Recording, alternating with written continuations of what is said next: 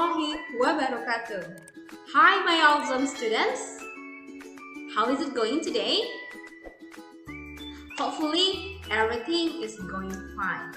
Okay, sayang. Welcome back to English lesson video with me, Miss Nya. Okay, so before we start the lesson today, let's start our activity by reciting doa. Let's pray together. Bismillahirrahmanirrahim. Raditu billahi rabbah wa bil islami dinah wa bi Muhammadin nabiyya wa rasulah. Rabbi zidni ilma warzuqni fahma. May Allah always bless and protect us. Okay, now look at the pictures. You know who is in the picture? Yes, she is one of your friends in your class. Good job. She is Rahma. And does she a good student? Yes, she does. Okay, so let's say Rahma is IRGT student. She is a good student and the teachers love her. Also, sayang, please take a look to the red bold word. I have two red bold words here, she and her. She is a good student and the teachers love her. Now, Miss Mia wants to ask you, what is the difference between she and her in this sentence? Yeah, good job. So, she, we call it subject pronoun, and her, we call it object pronoun. But before we talk and discuss about the difference between subject pronoun and object pronoun, let's get to know our learning purpose for today's lesson. Okay, so in the end of the lesson, the students are able to identify the language feature of subject pronoun in a sentence, and the second, identify the language feature of object pronoun in a sentence, and the third, we're going to learn about possessive adjective, and then we can identify possessive adjective in a sentence too. And the last, finally, we can use subject pronoun, object pronoun, and also possessive adjective in a sentence. So, as I said before, we are going to discuss about the difference between subject pronoun and object pronoun. Are you ready? Are you ready to know about the difference between subject pronoun and object pronoun? Okay, so let's get started. In this video, we are going to know about the difference between subject and object pronoun. But before we do so, I think we first need to know about what is pronoun. So, do you know what is pronoun? Okay, so pronoun is any word that takes a place of a noun. Let's take a look to this example before. Rahma is IRGT student. She is a good student. The teachers love her. So, the word she here is the pronoun because she changed the place of Rahma. That's why we call them pronoun. Now, let's take a look to this following example, still about Rahma, but this is, I have a different sentence. Rahma is a student. She studies in IRGT. Okay, look at she there. Is it subject pronoun? Yes, correct. That's subject pronoun. So, what is subject pronoun? Subject pronoun is a pronoun that does the action in a sentence. Okay, so subject pronoun is a pronoun that does the action. Now, let's take a look to another example. Okay, do you know what teacher is in the picture? Do you know him? Okay, good job. He is Mr. Tarmizi. What teacher is he? Sport teacher. So let's say Mr. Tarmizi is a teacher. He teaches sport. Look at the red bold word. He. He does the action. That's why he is subject pronoun. So, what are the subject pronouns in English language? Let's see the kinds of the subject pronoun. Whenever we talk about the first person in singular, we use I. For example, I live in Pekanbaru. I live in Pekanbaru. And look at this, we are teachers. Yes, the subject pronoun is we, and we use this for talking about first person in plural form.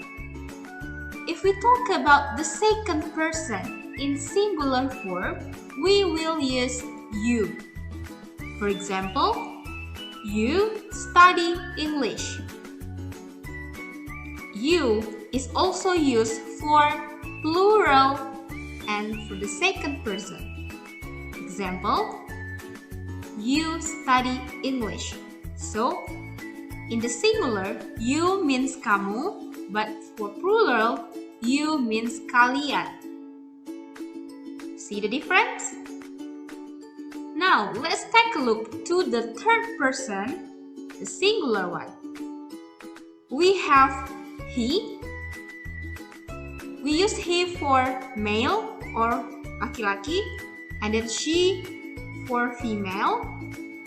Then it for non-humans like things, animals, including pet. Let's take a look to the example. Mr. Ardi is a teacher. He is at school now. And then, she is Ma'am Fitri. She smiles widely. She smiles widely. Do you know where is it? Yes, this is Asian Heritage.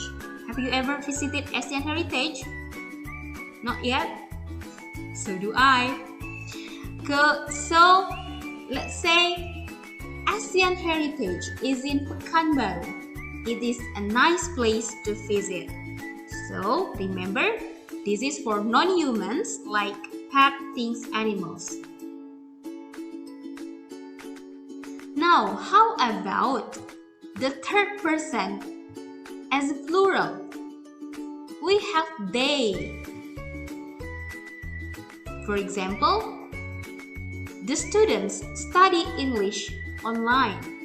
They speak English well.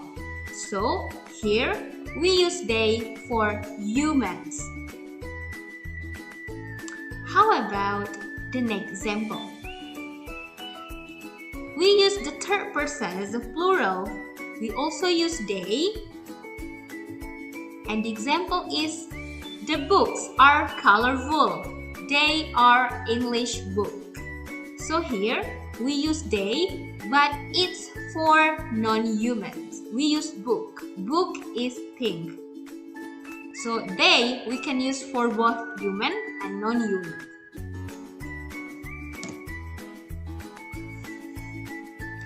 So let's take a look back to the first example, but we will discuss about different sentence.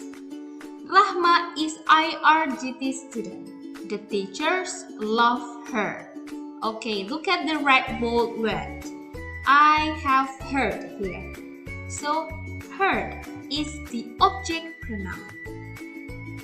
Now, what is object pronoun? Object pronoun is receiver of an action in a sentence. If we talk about object pronoun, we talk about the receiver of an action. Well, there are some kinds of object pronoun in English language. If we talk about first person in singular, we use me. For example, Azizi saw me at mall today. And if we talk about first person in plural, we use us. For example, Kia and I study English with Miss Mia. She teaches us English once a week. And if we talk about the second person in singular, we use you. For example, I saw you at the mall today. And if we talk about the second person in plural, we use also you. For example, the video will help you all to learn English.